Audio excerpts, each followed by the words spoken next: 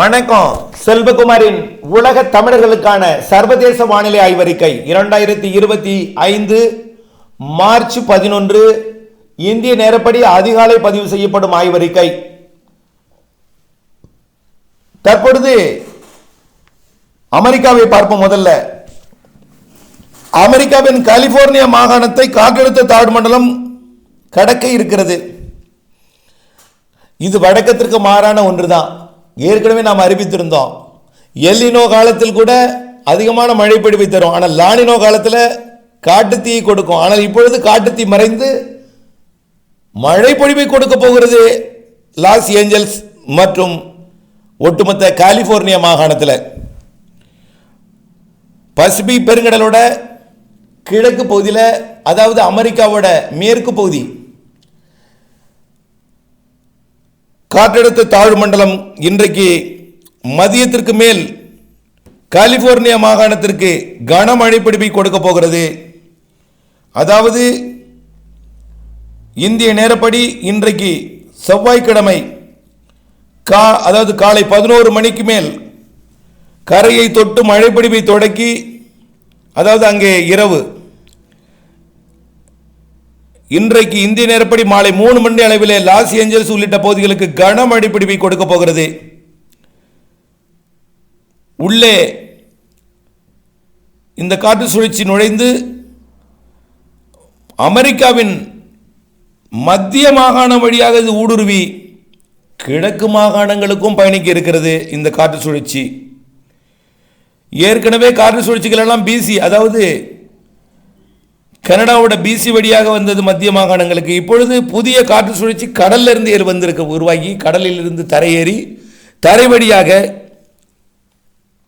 Phonics, அதாவது Arizona மாகாணம் வழியாக கலிபோர்னியா, அரிசோனா மற்றும் நியூ மெக்சிகோ மாகாணம் வழியாக அப்படியே டெக்சாஸ் மாகாணம் வழியாக இந்த காற்று சுழற்சி லூசியானா மற்றும் மிசிசிப்பி மற்றும் அலபாமா, ஜார்ஜியா, புளோரிடா, கரோலினா மாகாணங்களை நோக்கி பயணிக்க இருக்கிறது. எது எப்படியோ இன்றைக்கு கனமழை பொழிவை கொடுக்க போகிறது லாஸ் ஏஞ்சல்ஸ். லாஸ் ஏஞ்சல்ஸ் உட்பட கலிபோர்னியா மாகாணம் முழுவதுமே காற்றுடன் கனமழை. அடுத்தபடியா ஏற்கனவே கரை கடந்து உள்ளே நகர்ந்த ஒரு காற்று சுழற்சி தற்பொழுது நேற்றைக்கு பார்த்தீங்கன்னா, நேற்றைக்கு செய்தியில் அறிவித்திருந்தோம், சவுத் கரோலினாவிற்கு மழைப்பொழிவை கொடுத்துட்டு இருக்கு. இப்போ சவுத் கரோலினா, நார்த் கரோலினாவிற்கு நல்ல மழைப்பொழிவை வெர்ஜீனியா பீச் வரைக்கும் கொடுக்குது. இது படிப்படியாக இது கடலுக்குள் இறங்கி அப்படியே நாளை விலகி சென்றுடும். வெர்ஜீனியா பீச் விட்டு இறக்கி போயிடும்.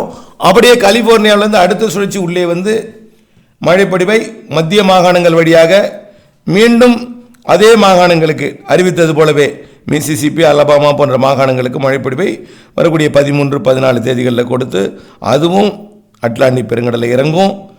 இது இறங்கினாலுங்க கனடாவிலிருந்து பனிப்புயலும் வடக்கிருந்து வரும்.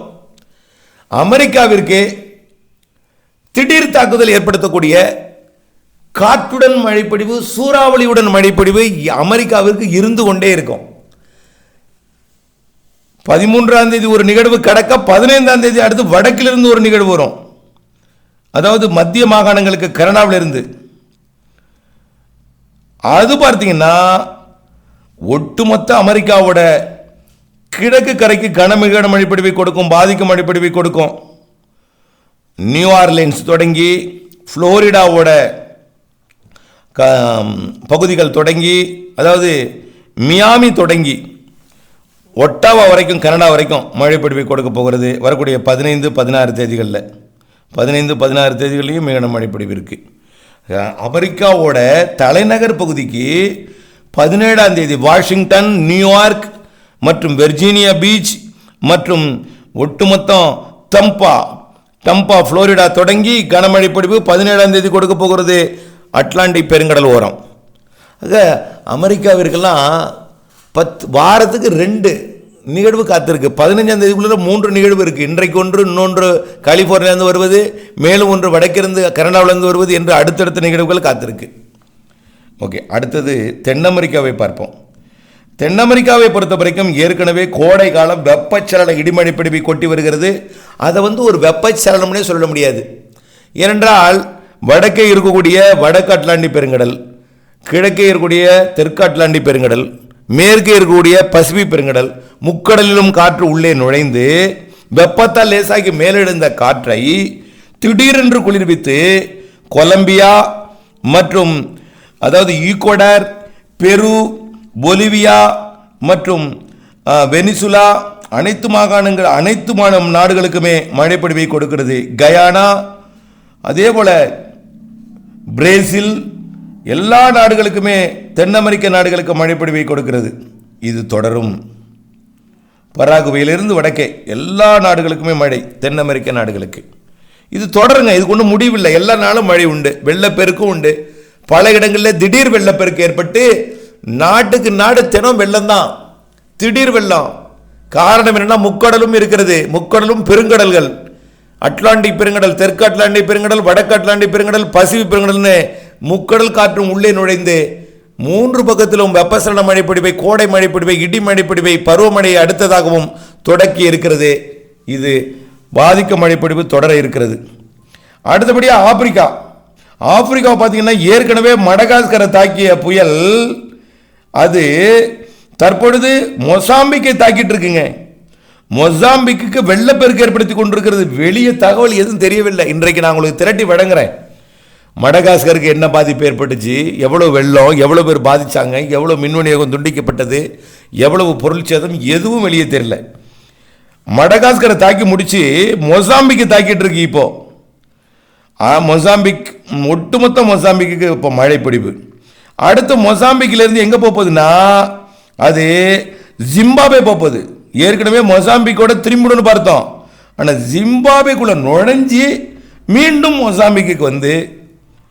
மொசாம்பிக்கு வந்து மீண்டும் ஜலசந்திக்குள்ள நுழைந்து அந்த நீரிணைப்புக்குள்ள நுழைஞ்சி 13ஆம் தேதி நீரிணைப்புக்குள்ள நுழைஞ்சி 14ஆம் தேதி மீண்டும் மடகாஸ்கரை தாக்கி மடகாஸ்கருக்கு மீண்டும் வெள்ளப்பெருக்கு ஏற்படுத்தி விட்டு பிறகுதான் அது விலகி போக போகுது.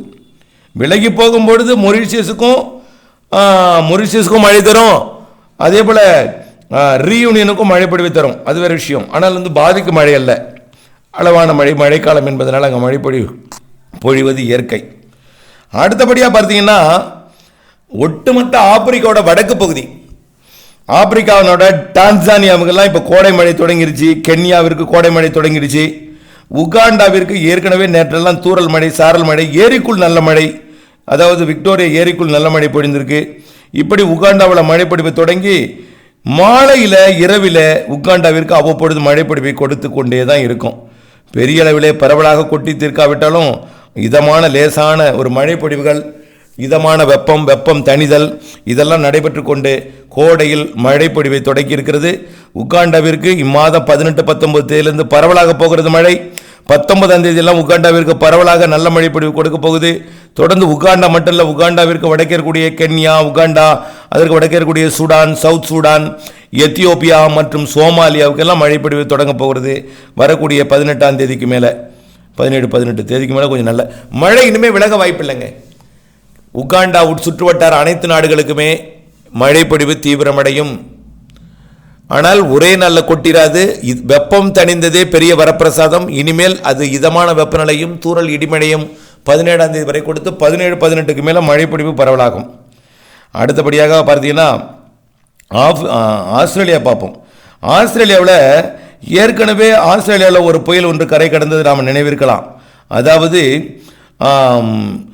பிரிஸ்பேன் நகரை கரை கடந்து அது அப்படியே காப் கார்பர் வழியாக சிட்னிக்கு போய் இப்போ மழைப்பொழிவை கொடுத்துட்ருக்கு. அது அப்படியே தீவிரம் குறைய போகுது. இப்போ அடுத்து என்ன போகுதுன்னா வடக்கு ஆஸ்திரேலியாவில் காற்று சுழற்சி மழைப்பொழிவை கொடுக்க போகுதுங்க. வடக்கு ஆஸ்திரேலியா, ஒட்டுமொத்த வடக்கு ஆஸ்திரேலியாவிற்கு வரக்கூடிய 17-18 தேதியில் நல்ல மழைப்பொழிவு கொடுக்க போகுது. ஆனால் ஒரு பாதிக்கும் மழை அல்ல, வழக்கமான மழை தான், மழைக்கால மழை. பாதிக்கும் மழை இந்த வலுவான நிகழ்வு அங்கே இன்னும் உருவாகலை. வலுவான நிகழ்வு உருவாக போகுது, 25ஆம் தேதிக்கு மேலே உருவாக போகுது. ஆஸ்திரேலியாவுக்கு வரும். எங்கேருந்து வரும்னா அது ஆஸ்திரேலியாவோட கடை கடப்பதற்காக இந்தோனேஷியா பகுதியிலிருந்து ஆஸ்திரேலியாவுக்கு வரும். 25ஆம் தேதி வாக்கில் 25க்கு மேல் மாத இறுதி நாட்களில் வரப்போகுது. இதனிடையே ஜாவா, சுமத்ரா, இந்தோனேஷியா பகுதிகளையும் நல்ல மழை, இந்த சிங்கப்பூர், மலேசியா, தாய்லாந்துலேயும் நல்ல மழைப்பிடிப்பை கொடுக்கும். வெயிலுக்கிடையே கோடை மழையை, இடிமழையை வழக்கத்திற்கு மாறாக இந்த ஆண்டு கோடை மழை கொஞ்சம் கூடுதலாக இருக்குது. வெயிலும் இருக்கும், மழையும் இருக்கும், எல்லாம் கலந்த வானிலை. திடீர் மழை, திடீர் வெயில், திடீர் இடவில குளிர் எல்லாமே இருக்கும். இந்திய தீபகற்பத்திற்கு அங்கிருந்தான் வரப்போகிறது, தமிழ்நாட்டிற்கு, இலங்கைக்கும் மாலத்தீவிற்கும் நிகழ்வு என்பதையும் புரிந்து கொள்ள வேண்டும். அடுத்தபடியாக சவுதி அரேபியா உள்ளிட்ட அரபு நாடுகளுக்கு ஏற்கனவே மேற்கத்திய இடையூறு ஒன்று சவுதி அரேபியா வழியாக பயணிச்சது. ஏற்கனவே இப்பொழுதைக்கு ஒரு பெருமழை இல்லைன்னா கூட ஒரு மாதிரி இதமான வெப்பநிலையை கொடுக்கக்கூடிய குளிர் குறைத்தக்கூடிய வானிலை ஒன்று இருக்குது. ஆனால் அது பெருமழை பாதிக்கும் மழைப்பொழிவு எதுவும் இல்லை. ஆனால் அட்லாண்டிக் பெருங்கடலில் ஒரு நிகழ்வு ஒன்று வந்து கொண்டிருக்கு. அந்த நிகழ்வானது தற்பொழுது அட்லாண்டிக் பெருங்கடலிலிருந்து அது பிரான்ஸ் மற்றும் அதாவது ஸ்பெயின் பிரான்ஸ் பகுதி வழியாக மழைப்பொழிவை கொடுத்துவிட்டு வரக்கூடிய 15 தேதி 16 தேதி வாக்கில் இட்டாலியெல்லாம் மழைப்பொழிவை கொடுத்துட்டு பிறகு அது மேற்கத்திய இடையூறாக கிரீஸ் மற்றும் துருக்கி வழியாக வர இருக்கிறது.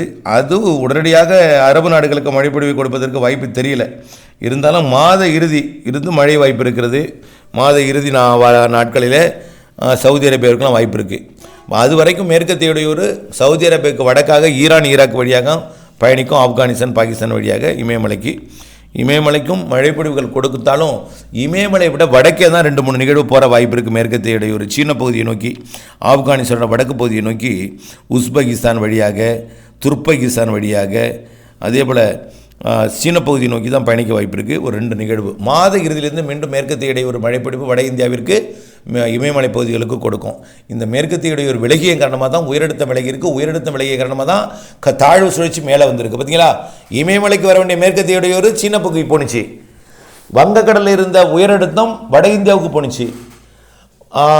நிலநடுக்கோட்டில் இருந்த காற்று சுழற்சி சற்று முன்னேறி இலங்கை அருகே வந்ததுனால தான் இப்போ மழை. இப்படித்தான் இருக்க போகுது வரக்கூடிய நாட்களில். ஆகவே மழைப்பொழிவு, கோடை மழைப்பொழிவு இந்திய தீபகற்பத்திற்கு கண்டிப்பாக முதல்ல தமிழ்நாடு மற்றும் இலங்கையிலிருந்து படிப்படியாக கொஞ்சம் கொஞ்சமாக மழைப்பொழிவை கொடுக்கும். கோடை மழைப்பொழிவை, கோடையில் மழையும் இருக்கிறது, வெயிலும் இருக்கிறது இந்திய தீபகற்பத்துக்கும், குறிப்பாக தமிழ்நாட்டிற்கு. அதேபோல் சிங்கப்பூர், மலேசியா உள்ளிட்ட தமிழர் வாடும் பகுதிகளுக்கும் கண்டிப்பாக கோடை மழை, திடீர் மழை எல்லாமே இருக்கிறது. மழையும் இருக்கும், வெயிலும் இருக்கும், எல்லாம் கலந்த வானிலை. இணைந்தே இருங்கள். அப்டேட் சொல்ல நன்றி.